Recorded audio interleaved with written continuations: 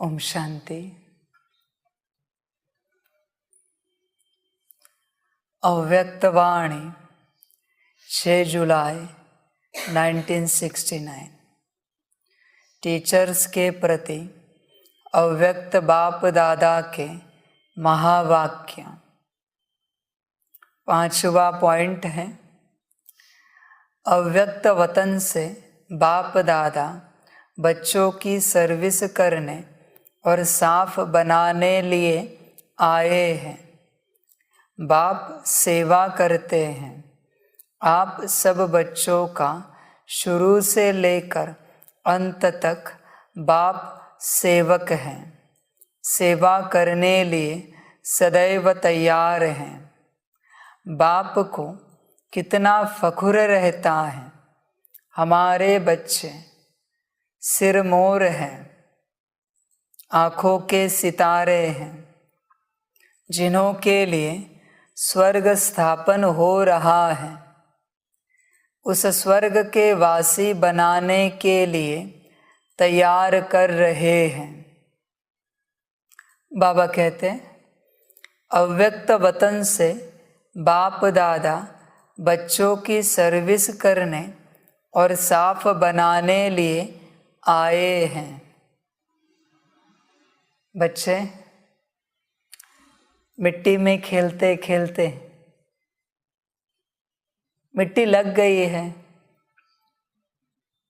मिट्टी उतारने के लिए, निकालने के लिए बाप आया है। मैंने तो सोने की दुनिया में खेलने के लिए भेजा था, पर तुमने उस सोने की दुनिया को मिट्टी की दुनिया बना दिया। बाप कहते हैं, हर जाने वापिस मैं सोने की दुनिया बनाने आया हूँ, पर तुम मेरी बात मानो, जो मैं तुम्हें श्रीमत देता हूँ। समझ की बात है। तो बाप दादा अव्यक्त वतन से बच्चों की सर्विस करने के लिए आते हैं और बच्चों को साफ बनाने के लिए आते हैं। समझ की बात है। बच्चे इस बात को समझें कि बाबा क्यों आया है, क्या कारण है। तुम्हारे लिए आया है बाबा। समझ की बात है। तुम भूल गए हो कि तुम सोने की दुनिया में थे, अभी मिट्टी में हो। तुम्हें याद नहीं है, तुम भूल चुके हो। मैं याद दिलाने आया हूं कि हमारी दुनिया सतयुग थी, गोल्डन एज थी, जहां तुम सोने से खेलते थे। अभी सब मिट्टी का हो गया है। बच्चे याद करो, अपनी स्मृतियों को जगाओ। तुम कौन थे, क्या बने हो। वापिस बाप तुम्हें वही बनाने आया है। तुम इस बात पर ध्यान दो कि बाप आया है साफ बनाने लिए। बाप की श्रीमत पर चलो तो साफ बन जाएंगे। मनमत और परमत से गिरते आए हो, श्रीमत से ही ऊंच चढ़ोगे। श्रीमत पर ध्यान दो। संगम की श्रीमत है। बच्चे अपने को आत्मा समझ बाप को याद करो। यह संगम की श्रीमत है। बाबा पूछते हैं सभी बच्चों को,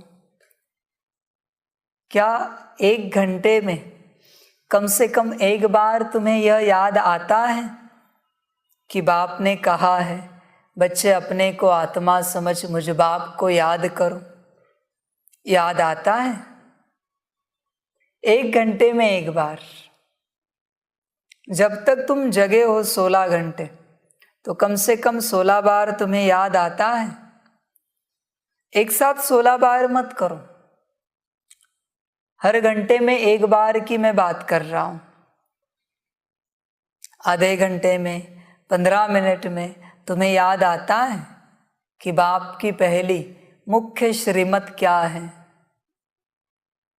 क्योंकि बच्चे, जब तक तुम्हें याद नहीं आएगा तब तक तुम याद नहीं करोगे।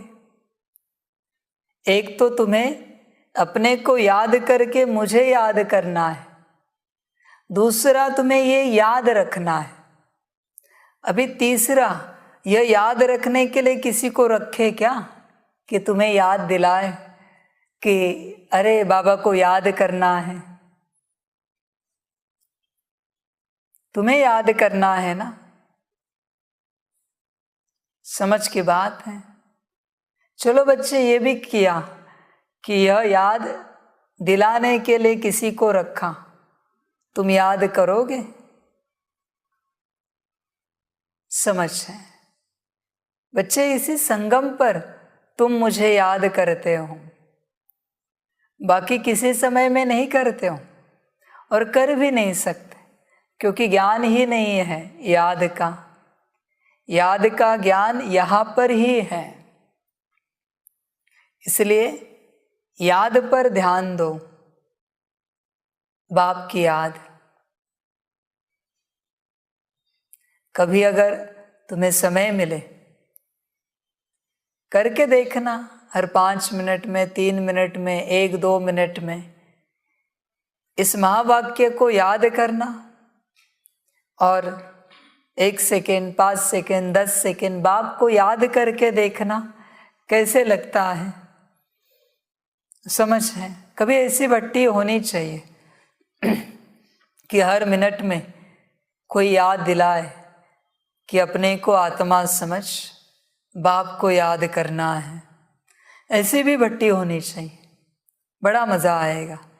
ऐसे 8 घंटा चले, 8 घंटा, देखो क्या होता है, अनुभव करके देखो।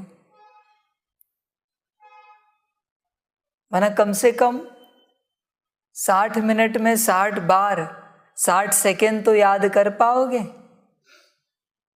जब कोई याद दिला रहा है बड़ा अच्छा लगेगा। याद का 1 सेकेंड भी बहुत बड़ा होता है। बस बच्चे याद करें। बाबा क्यों कहता है इतने वर्षों से, जब से बाप आया है, कि बच्चे मुझे याद करो? उसे कुछ अच्छा लगता है क्या आप याद करते हो तब? उसे कोई शौक है क्या कि आप उसे याद करो तो उसका कोई शौक पूरा हो जाएगा? ऐसी कोई बात है क्या? तो ऐसी क्या बात है जो बाबा इतने वर्षों से कह रहा है, हर मुरली में कितनी बार कहता है? तो ऐसी बात क्या है? बच्चे चेक करें, कभी इस पर विचार सागर मंथन करें। कहीं कभी बाप कहता है कि याद में सारी प्राप्तियां हैं। क्या है वो तो देखे बच्चे। बाप कहता है कि याद से विकर्म विनाश होते हैं, दुख दूर होते हैं। बच्चे अनुभव करके देखें, होते हैं या नहीं होते हैं, करके तो देखें, अनुभव करें। याद में सुख शांति है, खुशी है, मौज है। बच्चे करके देखें कितना है, अनुभव करें। अनुभव का खेल है। तो बच्चे अभी घर जाना है, खेल पूरा हुआ। तुमने बहुत मैदान मार लिया, अभी घर चलो। बहुत खेल खेले, अभी घर चलने के लिए सफाई करनी पड़ेगी। सफाई याद से होगी और कोई उपाय नहीं है सफाई का। ऐसे भी तो कोई बात नहीं है कि तुम्हें मशीन में डाल दिया और तुम साफ हो गए। हाँ, वो मशीन है ऊपर धर्मराज की, पर वो बहुत खतरनाक मशीन है। इससे अच्छा यहाँ ही अपने से अपने आप को साफ करो, बाल्टी और लोटा लेके अपने को साफ करो। थोड़ा थोड़ा योग करके अपनी सफाई करो, बाप को याद करके। उस मशीन में तो चक्कर आ जाएगा, ऐसा चक्कर आएगा कि कहेंगे कि दोबारा नहीं करेंगे ऐसे। ऐसी मशीन है ऊपर धर्मराज की। तो बच्चे साफ बन के जाना है, साफ होके जाना है तुम्हें, स्वच्छ होके चलना है। घर में बाप लेने लिए आया है, अभी चलने की तैयारी करो। अब घर जाना है, समझ की बात है। तो बाप दादा बच्चों की सर्विस करने और साफ बनाने लिए आए हैं। साफ करने के लिए आए हैं, सर्विस के लिए आए हैं बाप दादा। तो बच्चे ध्यान दे सफाई पर कि बाबा कैसे सफाई कर रहे बच्चों की। हर एक को समझा रहे इतने वर्षों से। तो बच्चे समझदार बनो, समझ लो और स्वच्छ हो जाओ। घर जाना है, ये दुनिया अपनी नहीं है, ये पराई दुनिया है। इस पराई दुनिया में क्या मन लगाना। पराइयों में मन लगाया तो सजा मिलती है, दुनिया का असूल है। इसलिए पराई दुनिया में मन नहीं लगाना, तुम बाप में मन लगाना, अपनी दुनिया में मन लगाना। अपनी दुनिया है ना ऊपर, सुखधाम में मन लगाना। ये दुनिया अपनी नहीं है, इसलिए यहां से मन को हटाओ और आगे बढ़ो। तो बाबा कहते हैं देखो बच्चे, बाप दादा बच्चों की सर्विस करने और साफ बनाने लिए आए हैं। बाप सेवा करते हैं, बाप का काम है बच्चों की सेवा करना, ये बाप का काम है। सेवा अर्थ बाप आया है, जब से आया है बच्चों की सेवा करता रहता है। आप सब बच्चों का शुरू से लेकर अंत तक बाप सेवक हैं, सेवा करने लिए सदैव तैयार हैं। बाप सेवा कर रहा है, शुरू से लेकर अंत तक करेगा, करता रहेगा। यही मेरा पार्ट है, यही मुझे करना है। ज्ञान से सेवा करनी है, समझ से सेवा करनी है, बच्चों को समझ देनी है, ज्ञान देना है और उन्हें भरपूर करना है, साफ करना है, स्वच्छ करना है। समझ की बात है। सेवा करने लिए सदैव तैयार है, बाप सदैव तैयार है। बस बच्चे समझे कि बाप कौन सी सेवा करता है। बाप ज्ञान की सेवा करता है, बाकी नहीं करता। बाकी मेरा काम नहीं है। किसी का बच्चा मरा, पति मरा, बाबा कहते मेरा काम नहीं है उसे जिंदा करना। शायद तुम्हारी दुनिया में कोई हो जो आत्मा को वापस लाए, उसके पास लेके जाओ, मेरा ये धंधा नहीं है। किसी की नौकरी ठीक करना है, किसी का बिजनेस ठीक करना है, परिवार ठीक करना, ये मेरा धंधा नहीं। मेरा धंधा है सिर्फ ज्ञान देना, समझ देना, इसके अलावा मैं कुछ नहीं करता। इसलिए जिसे समझ चाहिए, ज्ञान चाहिए, वही बच्चे बाप के पास आए, क्योंकि बाप कुछ नहीं करेगा। और यहाँ भी बाप जो साफ बनाने लिए आया है वो साफ खुद नहीं करता, तुम्हें साफ सफाई का ज्ञान देता है। साफ सफाई तुम्हें ही करनी है, मैं नहीं करूँगा, मेरा पार्ट नहीं है, तुम करो अपने से। सेवा करने लिए सदैव तैयार है। बाप को कितना फख्र रहता है, हमारे बच्चे सिरमौर हैं, आँखों के सितारे हैं। बाप बच्चों पर सदा कुर्बान रहता है, सदा बलिहार रहता है।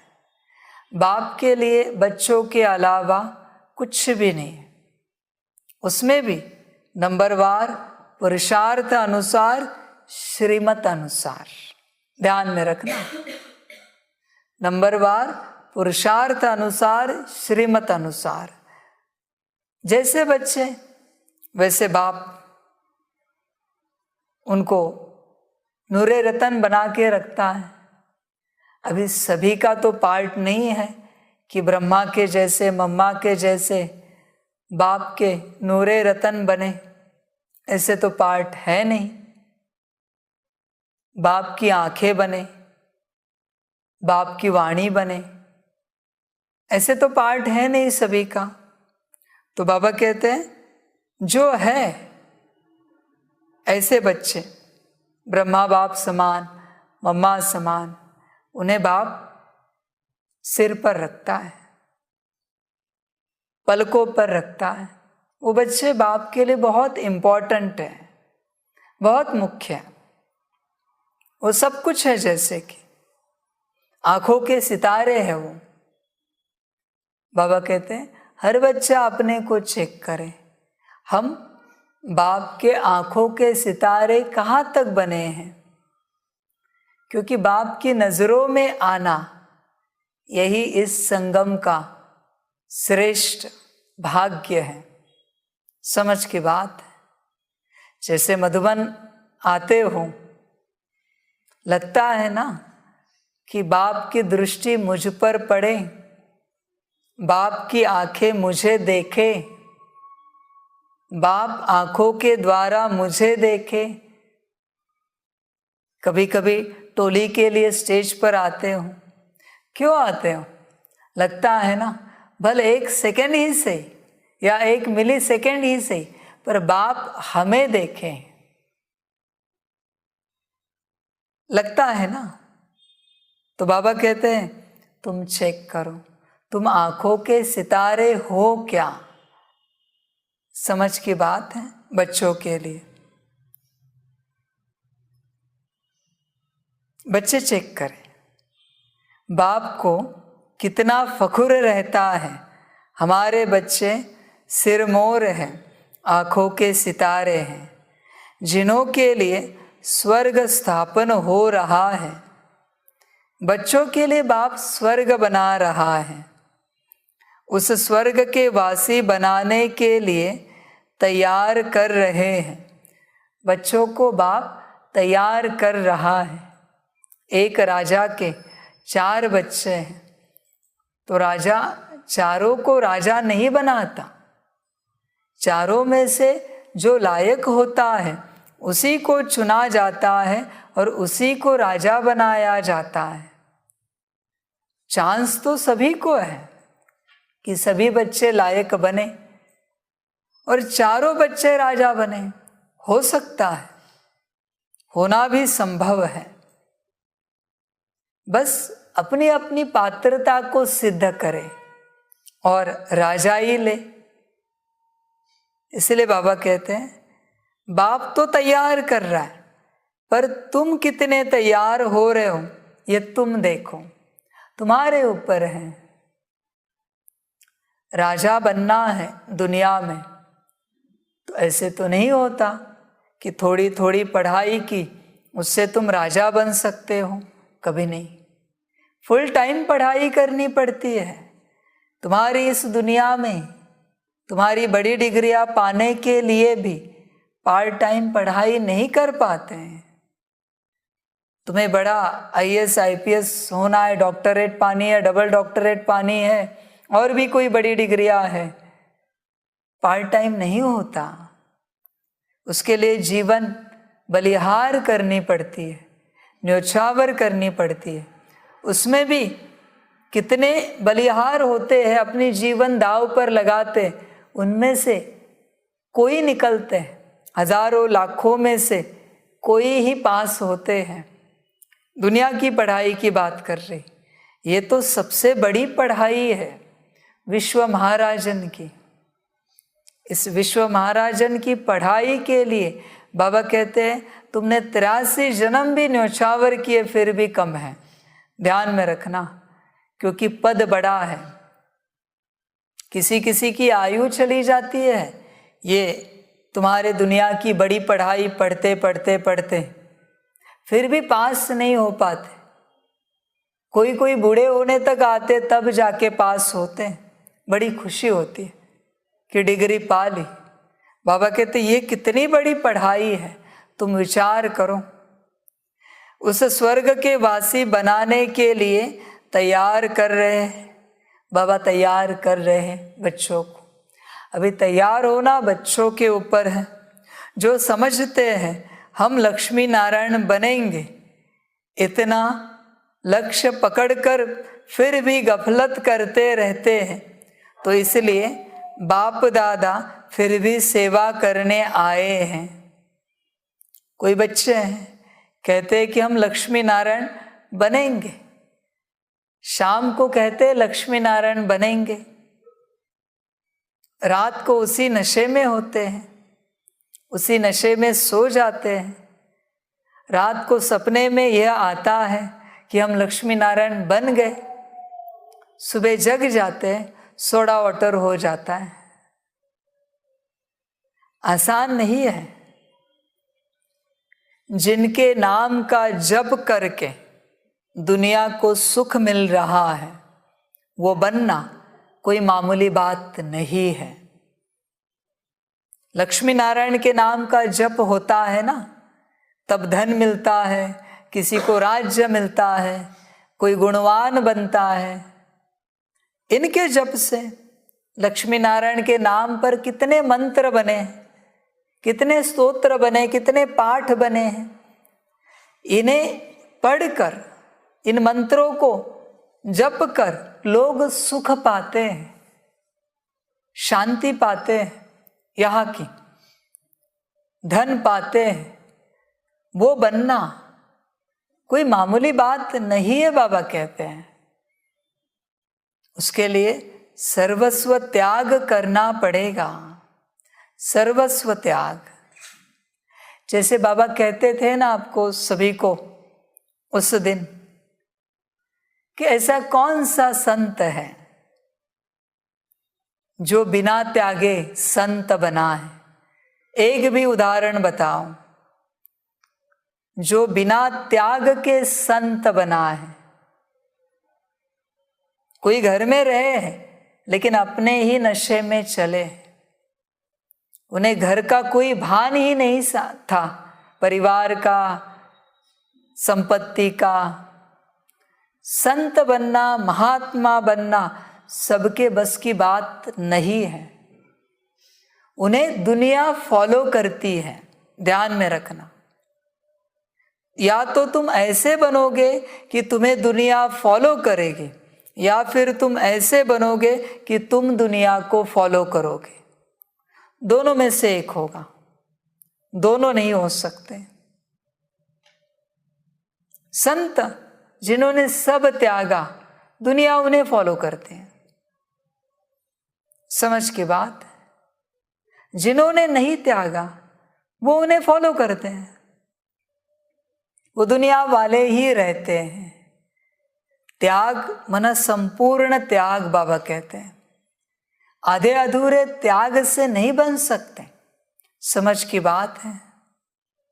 बच्चे इस बात को समझें, वरना गफलत हो जाएगी। तो लक्ष्मी नारायण बनेंगे। इतना लक्ष्य पकड़कर फिर भी गफलत करते रहते हैं। बाबा कहते हैं गलतियां करते रहते हैं बच्चे। बच्चे निश्चय पक्का रखो, तुम्हें क्या बनना है वो बनो, उस दिशा में चलते रहो। बाप तो चाहेगा कि नेक्स्ट लक्ष्मी नारायण तुम ही बनो, पर उसके लिए संपूर्ण त्याग चाहिए और संपूर्ण बाप चाहिए बुद्धि में। समझ की बात है, ऐसे ही नहीं मिलता सब कुछ। त्याग से तपस्या होती है और तपस्या से फल मिलता है। बिना त्याग के किसी की तपस्या नहीं होती। त्याग के बाद तपस्या भी क्यों होती है? क्योंकि वैराग्य आ जाता है। वैराग्य से तपस्या होती है। बिना वैराग्य के तपस्या नहीं हो सकती। तपस्या के लिए वैराग्य लगता है। इसलिए वैराग्य की निशानी जैसे शंकर स्वरूप दिखाया है, वैराग्य की निशानी है वो। भस्म लगाते हैं, ऐसे दिखाए हैं। भस्म वैराग्य की निशानी है, राख वैराग्य की निशानी है और कुछ नहीं। सब त्यागा उसकी निशानी है वो राख। उसी से तपस्या होती और तपस्या से फल मिलता है। तो बच्चे ध्यान देना, गफलत नहीं करना। तो इसलिए बाप दादा फिर भी सेवा करने आए हैं। अंतमति सोगति, समय नहीं है। बच्चे तुम्हें बहुत आसान लगता है अंतमति सोगति, कि 1 सेकंड ही लगता है। इतनी क्या बड़ी बात है बाप को याद करना 1 सेकंड के लिए। बच्चे माया उसी समय सारा संसार तुम्हारे सामने लाती है। समझ की बात है। आज ये बात आपको बताते हैं। जो बच्चे लगातार 10 साल बाप को याद करते हैं, उन्हीं के अंतमति में बाप रहेगा। 10 साल रोज, वो भी लगातार, बाप की याद भूली ही नहीं है। उन्हीं को अंतमति में बाप याद आ सकता है, वरना बाबा कहते भूल जाओ, पॉसिबल नहीं है। एक चक्र बदलने में 10 साल लगते हैं। जीवन का चक्र जो तुम्हें जीवन मिली है, इसलिए 12 साल की तपस्या है। 12 साल की तपस्या में 10 साल लगते हैं उस तपस्वी को संसार भूलने में। तब जाके 2 साल की तपस्या कर पाता है वो तपस्वी, वो योगी। तब उनके तपस्या को 12 साल का तप गिना जाता है। तब उन्हें योगी का टाइटल मिलता है, तपस्वी का टाइटल मिलता है। समझ की बात है।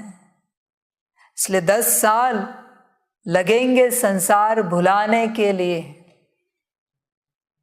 ये बहुत काल का अभ्यास है, कोई मामूली बात नहीं है। बाबा कहते हैं आसान नहीं समझना अंतमति सोगति।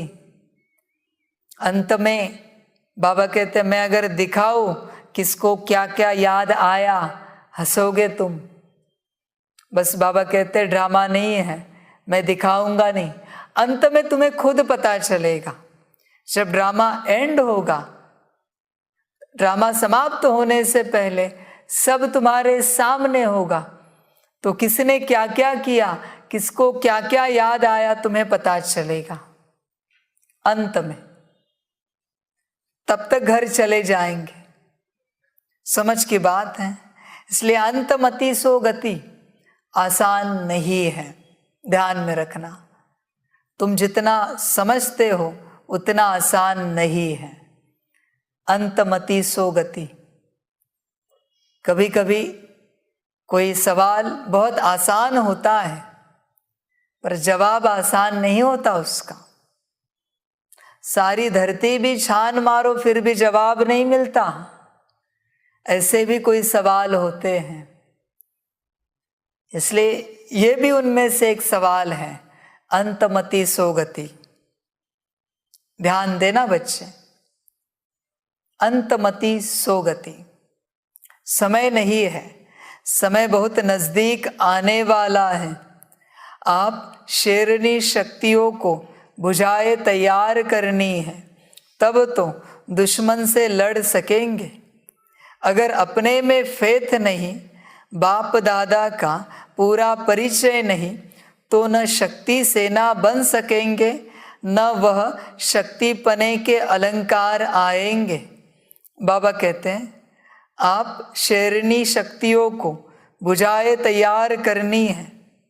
सभी बच्चे बाबा के, सभी बच्चे, सभी आत्माएं शेरनी शक्तियां हैं सभी। फिर बाबा कहते वो फिर पुरुष शरीर में हो या स्त्री शरीर में हो, सभी आत्माएं शेरनी शक्तियां हैं। सबको बुझाए तैयार करनी है, दुश्मन से लड़ना है।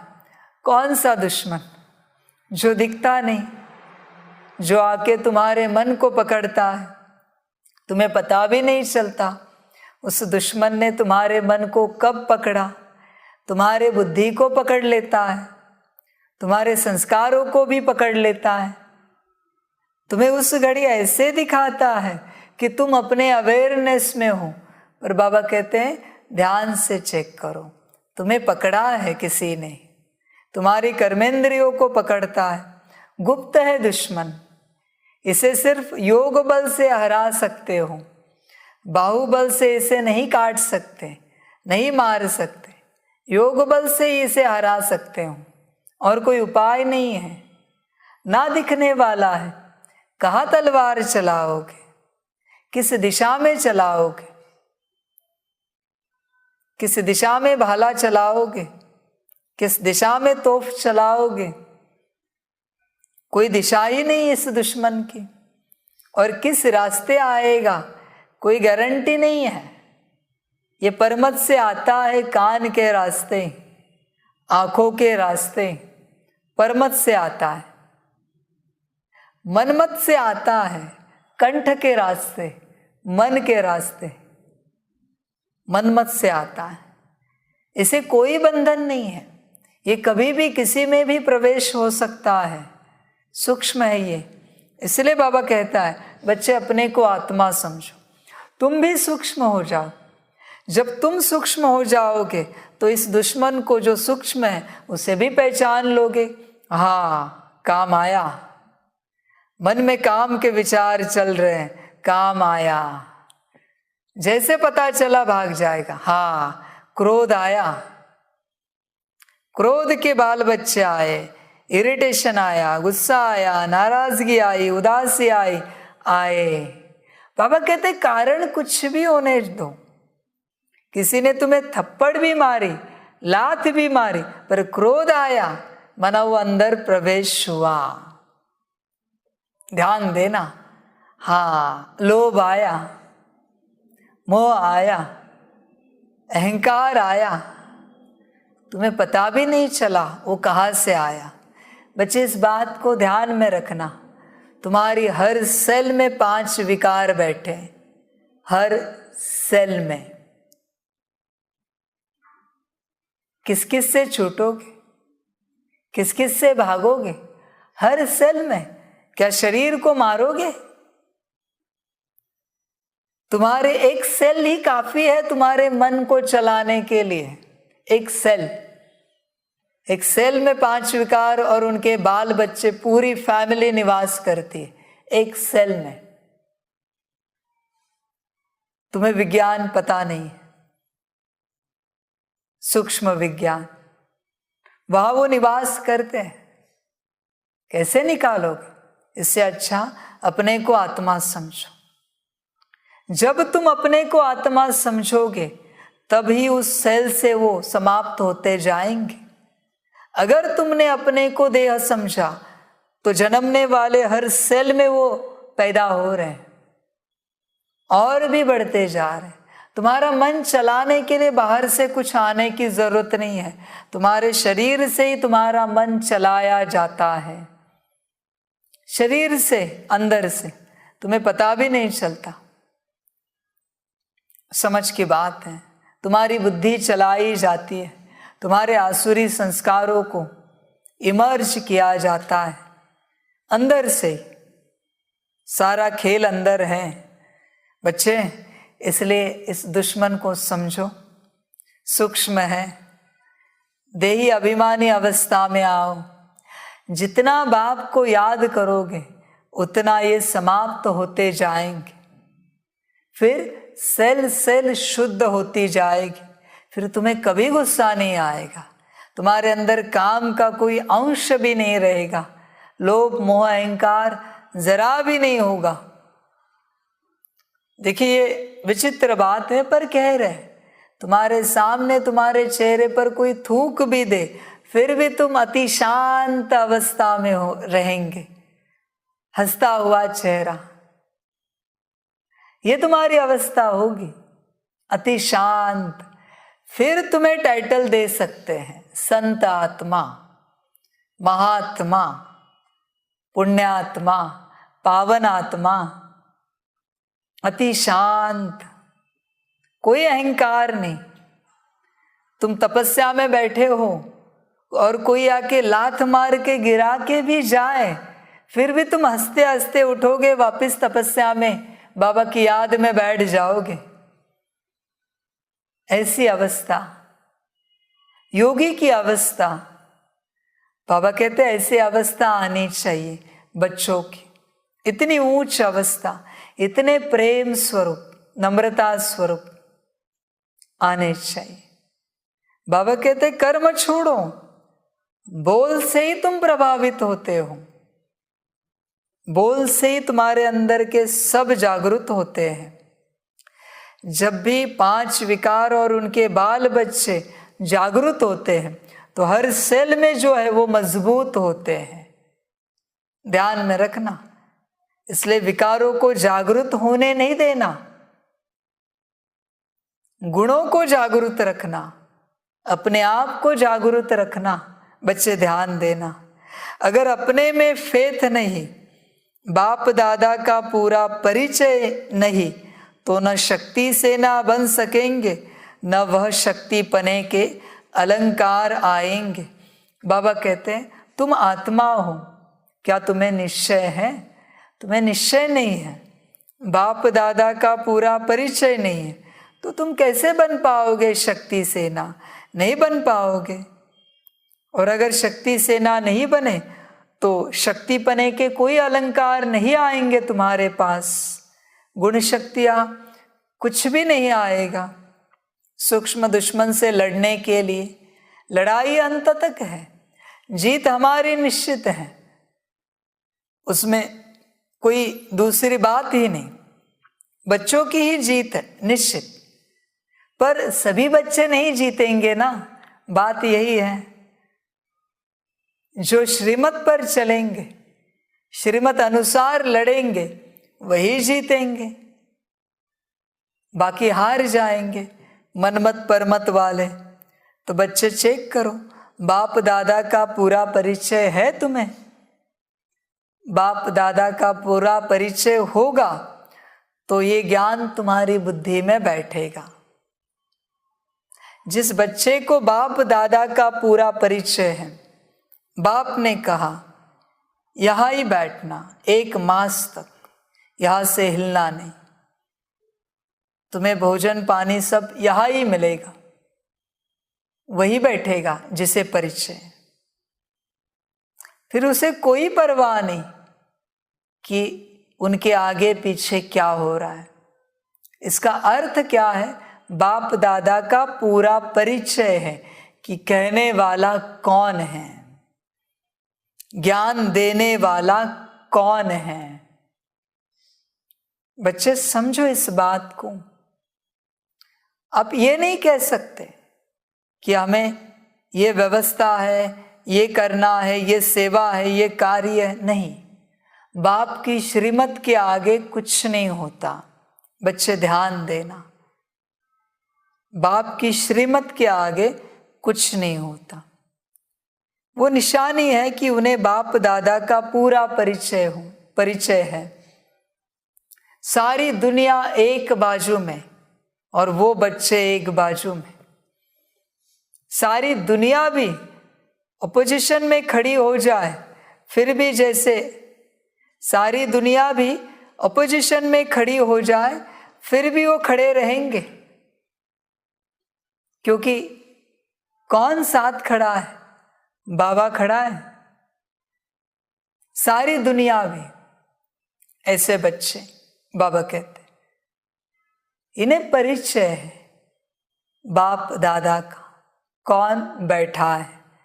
बच्चे ध्यान देना। देखो बच्चे, ये बात भी आपको समझाते हैं, जब तक तुम्हें परिचय नहीं है कि कौन बैठा है, तुम सामने बैठना नहीं, वरना बोझा चढ़ेगा माथे पर। बाप की बात मान सकते हो, बाप की श्रीमत पर चल सकते हो तो ही सामने बैठना, वरना नहीं बैठना। कभी बाप के आगे नहीं आना, बोझा चढ़ेगा। और ये बोझा उतारने के लिए कोई राजयोग नहीं है, सिर्फ सजाएं ही है। इसलिए जिस बच्चे को बाप का पूरा परिचय नहीं है, उस बच्चे को बाप के सामने नहीं आना चाहिए। बच्चे ध्यान देना, तुम्हारी भलाई के लिए बता रहा हूं। पहले से 63 जन्मों के पापों का बोझा माथे पर है, वो उतारने में ही तुम्हारा संगम युग जा रहा है। मौज रही दूर में, ऊपर से ये बोझा चढ़ाओगे, फिर और बेड़ा गर्क हो जाएगा। बच्चे ध्यान देना इस बात पर। और बाप के आगे कोई भी कभी भी ना आए, ये बैठने वाले बच्चे ध्यान दे, क्योंकि बेचारे उस बच्चे पर बोझा बैठेगा, उसे पता नहीं कि सामने कौन बैठा है, और वो अपने हिसाब से चलेगा, अपनी मनमत पर। बोझा दोनों पर बैठेगा, लाने वाले पर भी बैठेगा और जो आया है उस पर भी बैठेगा। बच्चे ध्यान में रखना, बाप आदि से वार्निंग देता है ब्राह्मणियों को कि बाप के सामने यहाँ किसी को भी लेके नहीं आना। बच्चे ध्यान देना, इस बोझ को उतार नहीं सकते कोई। लाया वो भी गया और जो आया वो भी गया, दोनों का बेड़ा गर्क। इसलिए पहले पूरा परिचय रखो बाप दादा का, बाबा का, बाप का, फिर सामने बैठो। और सामने बैठ रहे हो, श्रीमत मान सकते हो तो ही सामने बैठो, श्रीमत पर चल सकते हो तो ही सामने बैठो, वरना नहीं बैठना। बच्चे बोझा बैठेगा, ध्यान देना। श्रीमत और बाप कोई मामूली वस्तु नहीं है, मामूली चीज नहीं है। जिससे जीवन बदलती है, दुनिया बदलती है, कलयुग का सतयुग होता है, वो है श्रीमत और बाप। इसलिए बच्चे ध्यान देना, सभी बच्चे ध्यान दे इस बात पर कि बाप के सामने कोई भी ना आए जिसे पूरा परिचय है, जो पूरा बलि चढ़ने के लिए तैयार है, जिसे पूरा निश्चय है बाप ही बैठा है, वही आए। वरना और एक बात बताते हैं, अगर उसे संशय उठा तो लाने वाला भी संशय में जाएगा। वचन ध्यान में रखना, वो माया का काम है, माया बैठी है लाने वाले को संशय में लेके जाने के लिए, माया बैठी है। चिंता नहीं करना, दोनों गए काम से। इससे अच्छा बच्चे दूर से पुरुषार्थ करे, जो मुरली आती है, जो श्रीमत आती है, जो निश्चय बुद्धि है, वही आके सामने बैठे। समझ की बातें बच्चों के लिए, सभी के लिए। बाप दादा का पूरा परिचय नहीं तो न शक्ति सेना बन सकेंगे, न वह शक्तिपने के अलंकार आएंगे। अगर शक्ति अपने में धारण की तो फिर आने वालों को भी पूरा ठिकाना मिलेगा और वह सब शक्ति सेना में दाखिल हो जाएंगे। जिन बच्चों ने धारणा की है पूरी पूरी, वही दूसरों को करा सकते हैं, बाकियों से नहीं हो सकती। जिनके अंदर आत्मा की धारणा नहीं है, वो आत्मिक स्थिति का ज्ञान नहीं दे सकते। तुम झूठ बोल रहे हो, ज्ञान सच्चा है, पर तुम्हारे अंदर धारणा नहीं है और तुम आत्मा का सत्य ज्ञान बता रहे हो, माना तुम झूठ बोल रहे हो, क्योंकि तुमने धारणा नहीं की है। जिसने धारणा की है उसके ज्ञान को सत्य माना जाएगा, सत्य समझा जाएगा, सत्य अनुभव किया जाएगा। इसलिए बच्चे, धारणा के बिना किसी को ज्ञान कभी नहीं देना। धारणा मोस्ट इम्पॉर्टेंट है। बिना धारणा के किसी को तुम नहीं सिखाना। समझ की बात है। और अगर सिखाने की नौबत आए तो हमेशा ये कहना, बाबा कहते हैं कि बच्चे आत्माभिमानी बनो, अपने को आत्मा समझ बाप को याद करो। हम भी पुरुषार्थ कर रहे, हम भी कोशिश कर रहे आत्मिक स्थिति में आने की, तो फिर सामने वाला मानेगा और उस धारणा पर चलेगा। बच्चे ध्यान देना। और वह सब शक्ति सेना में दाखिल हो जाएंगे। बाबा कहते हैं, अगर तुमने धारणा की तो तुम्हारी धारणा देखकर वो भी शक्ति सेना में दाखिल हो जाएंगे। तो अपने को सच्चा जेवर बनाने खामियां सब निकाल स्वच्छ बनना है। बाबा कहते हैं, अपने को सच्चा जेवर बनाना है, सच्चा जेवर सोने का। खामियां निकाल स्वच्छ बनना है। बच्चों को ध्यान देना है। बच्चे, एक मास के लिए तुम्हें होमवर्क देते हैं कि कुछ भी हो जाए, कुछ भी हो जाए, तुम्हें क्रोध नहीं आना चाहिए और क्रोध का अंश भी नहीं आना चाहिए। इरिटेशन, नाराजगी, उदासी, ये सब क्रोध के अंश है। एक मास के लिए ये होमवर्क है। देखते हैं कितने पास होते हैं, कितने नंबर 1 में आते हैं, देखते हैं। एक मास के लिए, आज से। समझ की बात है बच्चों के लिए। बच्चे इस बात को समझे अच्छे से। बाप बैठा है ना स्वच्छ बनाने के लिए, तुम्हें स्वच्छ करने के लिए। तो अभी ये धारणा धारण करो। सोना कितने किस्म का होता है? कोई 9 कैरेट, कोई 12। प्योर तो प्योर ही है। बाबा कहते हैं, प्योर सोना बनना है, सच्चा सोना। कैरेट में नहीं जाना। कैरेट कैरेट ही है। तुम्हें प्योर बनना है, एकदम सच्चा। सच्चा सोना ऐसे होता है, जो कोई हाथ में पकड़े तो दिमाग और शरीर लाइट हो जाता है, हल्का हो जाता है। ये सच्चा सोना है। अभी का तो सारा नकली सोना है। भल तुम्हें कहा जाता है 24 कैरेट है, नहीं है, सब मिलावट है। सच्चे सोने का गुण ही है, हाथ में पकड़ते ही शरीर पूरा लाइट हो जाएगा, हल्का हो जाएगा, अशुद्धियां समाप्त हो जाती है, जैसे कि अनुभव होगा शरीर की। मन शांत हो जाएगा, बुद्धि स्थिर हो जाएगी, शुद्ध संस्कार इमर्ज हो जाएंगे। सोने का गुण है।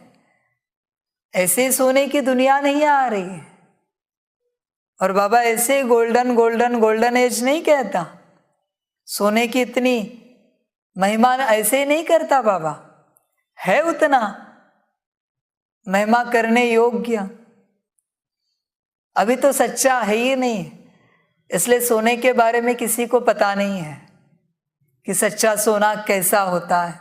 सब मिलावट है आज की, सब कुछ भले तुम्हें प्योर दिखाया जाता है पर सारी मिलावट है, ध्यान में रखना। 100% प्योर किसी पर लिखा हुआ मिलता है कभी? 99.999 मिलेगा आपको, 100% नहीं मिलेगा। तो वो जो 0.1 जो भी है या 0.0001 जो भी है वो क्या है? मिलावट है। और उसी मिलावट ने सोने को नीचा कर दिया है, ध्यान में रखना। बाबा कहते यही तो वो बात है, प्योर तो प्योर ही है। इसलिए बच्चे सच्चा सोना बनो जिसमें कोई खाद नहीं होती, अवगुणों की कोई खाद नहीं होती। अंश मात्र भी रहा फिर भी सच्चा सोना नहीं कह सकेंगे। तो बच्चे सच्चा सोना बने, बाप को अच्छा लगेगा। सच्चे सोने के युग में जा रहे हैं तो यहाँ सच्चा सोना बनना है बच्चों को। बच्चे ध्यान दें और बने। तो बच्चे बनते चलो, श्रीमत पर चलते चलो। अच्छा, ओम शांति। सभी बच्चों को बाप की पदम गुणा, याद, प्यार, गुड नाइट और नमस्ते। सदा खुश रहना, मौज में रहना और बाप की श्रीमत पर चलते रहना। सदा मौज में रहना। बाप मिला, फिक्र किस बात की, चिंता किस बात की। जो पाना था सो पा लिया। अभी कल भी शरीर छोड़ने की बात आए, ड्रामा आए, फिर भी तैयार है। ऐसे बच्चे रहे बेफिक्र बादशाह, संपूर्ण बेफिक्र बादशाह। ऐसे बच्चे चले, बड़े मौज वाले। देखो, बाप के बच्चे होकर दुखी रहते हो, अच्छा नहीं लगता, शोभा भी नहीं देता और मैच भी नहीं होता कि तुम बाप के बच्चे हो। सदा मौज में, सदा सुख में। किसके बच्चे हैं? शिव बाबा के बच्चे। कितने फखुर में रहना चाहिए। बाबा कहते हैं हम शिव बाबा के बच्चे हैं, इसका कितना अहंकार क्रिएट करना है करो, करो जितना करना है अहंकार। अभी हम कह रहे हैं अहंकार क्रिएट करो। किसके बच्चे हैं? दुनिया में कोई बड़े व्यक्ति का बच्चा होता है, कहता है पता है किसके बच्चे हम? बाबा कहते हैं अभी तुम भी अहंकार क्रिएट करो, खुद के लिए, दूसरों के लिए नहीं, खुद के लिए। खुद को ही बताओ, पता है हम किसके बच्चे हैं? हम शिव बाबा के बच्चे हैं। जितना अहंकार करना है करो क्रिएट। हम शिव बाबा के बच्चे हैं, ये अहंकार तुम्हारा पूरे यूनिवर्स में भर जाए कि हम ईश्वर की संतान हैं, हम शिव बाबा के बच्चे हैं। हर कण में तुम्हारा अहंकार भर जाए कि हम शिव बाबा के बच्चे हैं। समझ की बात है। रोज अपने को याद दिलाओ, जितना समय याद दिला सकते हो दिलाओ।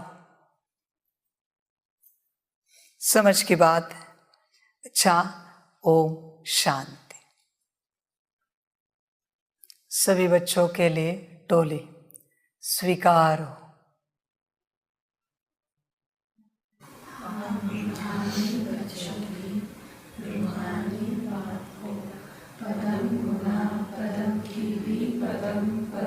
पदम गुना, याद प्यार, गुड